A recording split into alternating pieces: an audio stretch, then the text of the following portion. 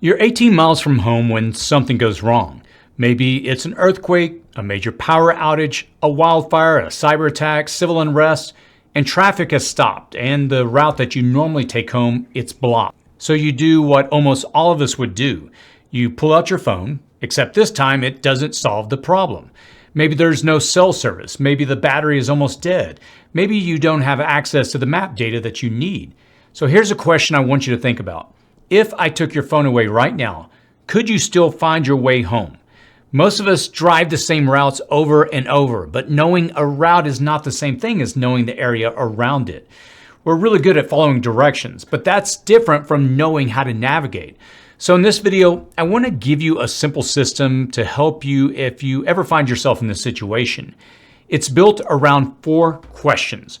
Where am I? Which direction is home? What's the best route to get there? And what do I do if that route doesn't work? You don't need to become an expert in land navigation, and you don't need a bunch of expensive gear. But if you're serious about preparedness, these are skills that are worth having before you actually need them. So let's start with the first question. Part 1. Where am I? Before we get into maps, compasses, or finding north, there's something more basic that you need to solve first. You need to know where you are. And I think this is one of the biggest things that GPS has quietly taken away from us. How many times have you been driving somewhere following your GPS and realize, how did I get here? That's happened to me more times than I can count.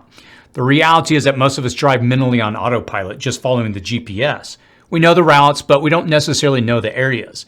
And I know how to leave my house, make a few turns, get on the freeway, take my exit, and eventually end up where I'm going. But what happens when I can't use that freeway? What's on the other side of it? Where does that road actually go to? And what's 5 miles west of me? What's the nearest river crossing? Those are completely different questions. And one of the easiest things you can do before an emergency is open a map on your phone or your local area and zoom out. Find your home, your workplace, your kids' schools, close family members, any other places that you spend a lot of time at.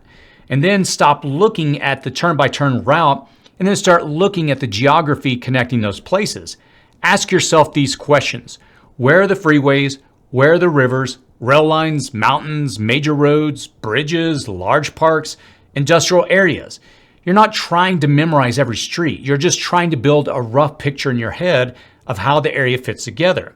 Maybe you learned that your workplace is northeast of your house, and there's a river between the two. Only 4 major bridges crosses it.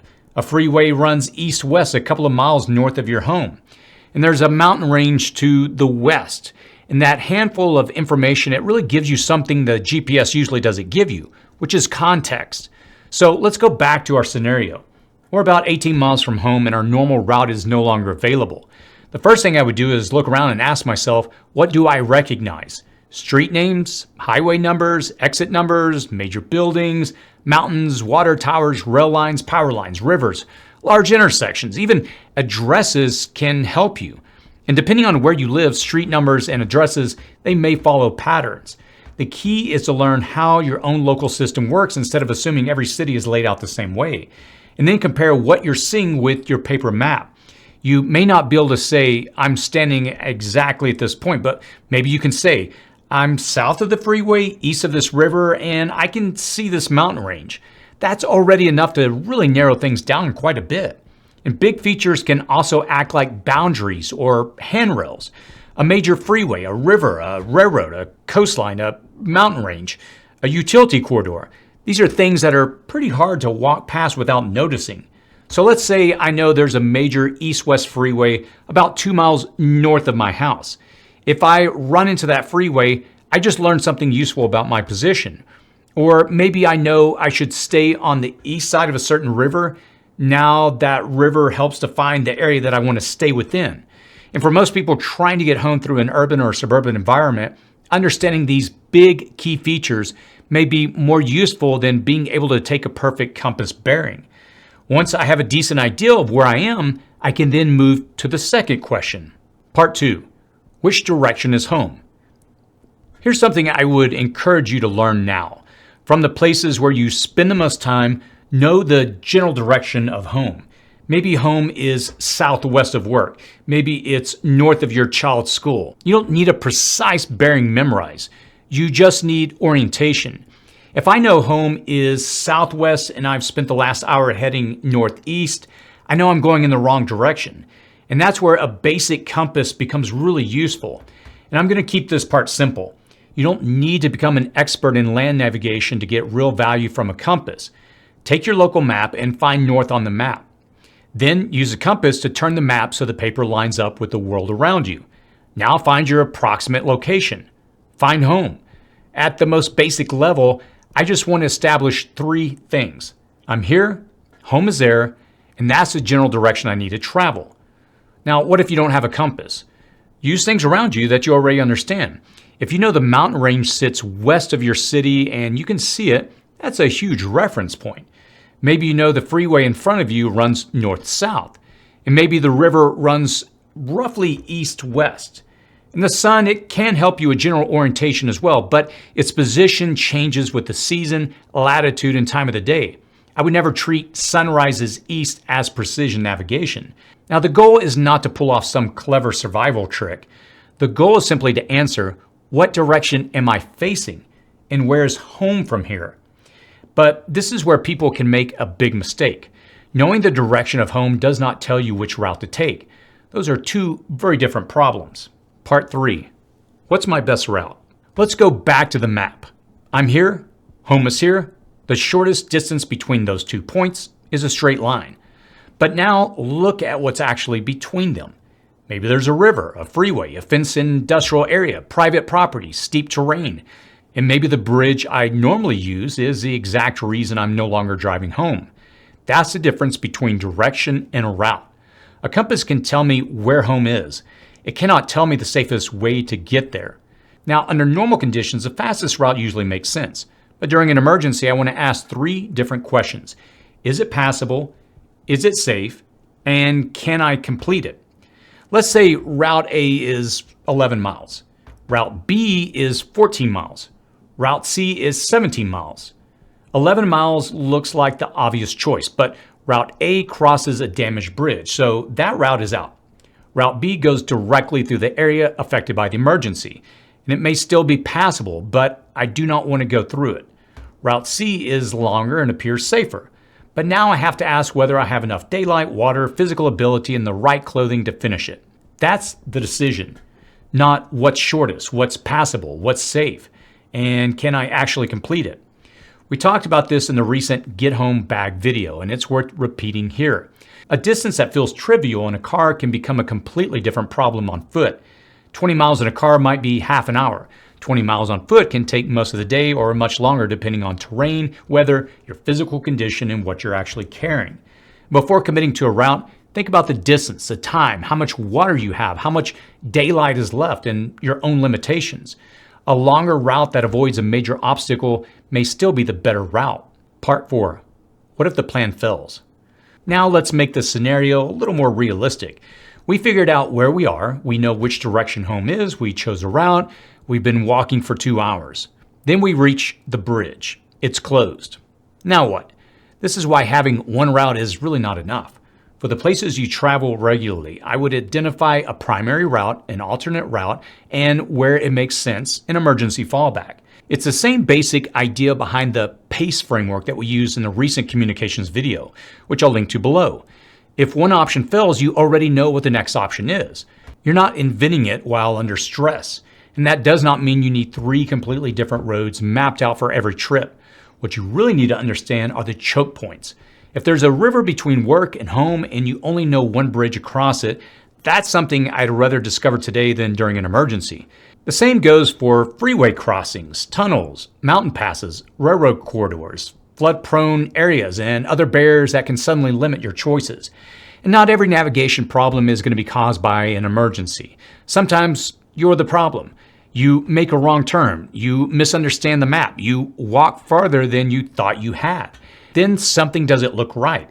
Let's say the freeway should be on your left. You've been walking for 30 minutes and you still haven't seen it. Do you tell yourself it's probably just a little farther? That's how one bad turn becomes 3 bad turns. If it's practical and safe, go back to the last place where you were confident of your position. Look for landmarks or boundaries that you recognize. Check the map again. And if conditions are different from what you expected, that's information. If you're somewhere you didn't expect to be, that's information as well. Use it before you keep moving. Part 5. Prepare the map before the emergency. This may be the easiest thing to do in the entire video to get ahead of time. Get a detailed map of the area where you actually live, not just a map of your whole state or your whole country. A useful local or regional map. One point I made in the older navigation video is that after a major disaster, your practical world may become much smaller. A detailed map covering 20 or 30 miles around you may be far more useful than one covering hundreds of miles. And don't leave that map blank. Build your map before you need it. Mark your home, your work, your schools, your family, your primary routes, alternate routes, major bridges, water crossings, choke points, hospitals or other important locations, and family rendezvous points. You can also keep copies in different places, whether it's your vehicle, your get-home bag, your workplace, and with your emergency supplies at home. Now, the paper map is no longer something that you hope you can figure out in the middle of an emergency. It's already part of your preparedness plan. Part 6. Don't throw away the phone. After everything I've said, I want to be clear about something. I'm not anti-technology. Your smartphone is probably the most capable navigation device that you've ever owned. Use it. And I would encourage you to download offline maps. You can do that through Google Maps and other applications for the areas where you live and travel. You can actually download it and back it up on your smartphone. You want to save important locations. Learn how an offline navigation system actually works on your phone or mapping app. Carry a battery bank, and every once in a while you're driving somewhere familiar, I would encourage you to stop blindly following the GPS. Look at a map. Where are you? Which direction are you traveling? What's around you? What's between you and your home? GPS itself, it may continue working during many emergencies even when other infrastructure is affected, but that doesn't mean your phone will always be your home. The battery can die, the phone can be damaged. If the internet goes down and you still haven't downloaded the map of the area that you're traveling, you may not have the data that you need. And the map on your phone may have no idea that the bridge ahead is damaged or that conditions on the ground may make the route unusable. So yes, use technology, just don't make it your only lair. Part 7, your navigation kit. The backup does not need to be complicated. I would start with a detailed paper local map, which you can normally pick up at your local AAA. You want to get a reliable compass, a pencil, or a permanent marker, something to protect the map from your weather, like a Ziploc bag. You want to put offline maps on your phone, and then you want to have a battery bank. That alone, it gives you a lot more options than most people have. Most of it can live right alongside the get-home bag that we've already talked about. And I grew up with a map always in our car's glove compartment. And it might be a good idea to just toss one in there along with a simple compass. Remember this, the gear is easy, but the important part is knowing how to use it. Test yourself. Don't wait for an emergency to find out whether you can actually do this. Start small. Tonight, I would encourage you to pull out a map and locate your home, your workplace, and your kids' schools. Then answer a few of these questions. What direction are those places from one another? What major barriers sit between them? What's your normal route? What's your alternate route? Then I would encourage you to take it one step further. The next time you're going somewhere familiar, turn off the turn-by-turn directions on your GPS and try to predict the major roads before you reach them. So pay attention to what's around you. And eventually, in a safe area you already know, try navigating a few miles with just a paper map. Then practice it with a compass. The Get Home Bag video ended with a very similar challenge. Don't assume your equipment works. Put the bag on and actually take it for a walk. That's how you find problems before an emergency. And navigation is the same way. You don't need to become an expert. You just want to know that if the little blue line on the GPS disappears one day, you can still find your way home. I hope this video helped you out. If you want additional practical information like this on a weekly basis, go to cityprepping.com/CPB and sign up for our weekly brief giving you a quick analysis of what's happening in the world and practical steps that you can take. I'll put a link to it also down below. Next, check out these two videos here on the side of the screen. The first details a practical get-home bag, and the second goes into far more detail on how to use a compass and map. I'll also link to them down below. As always, stay safe out there.